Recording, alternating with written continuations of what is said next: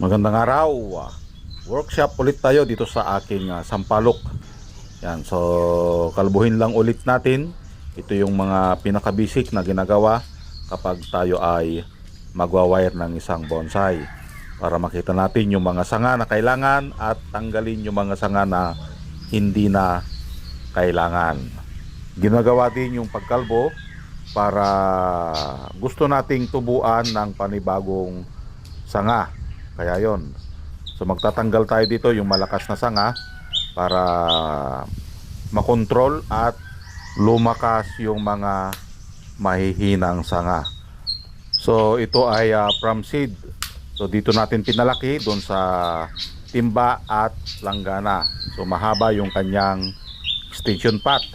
Dahil kapag hindi natin gagawin ito, matatagalan tayong magpalaki ng main trunk or yung pinakapuno. Yan.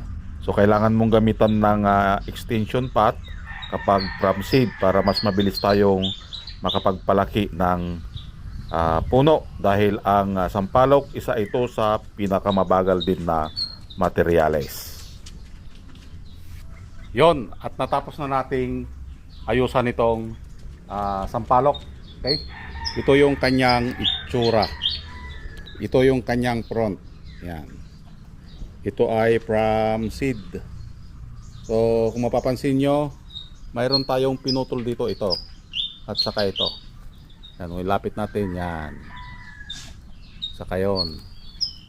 Yan, dahil ito yung malakas, malaki na.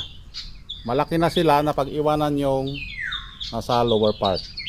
Para mapigilan yung paglaki nito, pinutol natin para pumunta dito sa mga pinapalaki pa nating sanga. Yan. Dahil yung mga ibang sanga niya ay maliliit pa, katulad niyan. So yung dalawa na yan, yun yung malakas, yung pinutol natin. Okay? At antayin natin na makarecover ito. Yan. Ito yung kanyang front. Pagdating ng araw, pag nakuha natin yung gusto nating ano dito, puputulin din natin dito para maging tapered. O mas magandang tignan ang isang bonsai kapag tapered ang mga sanga. Okay? So yun lang, and antayin na makarecover ito. Happy bonsai!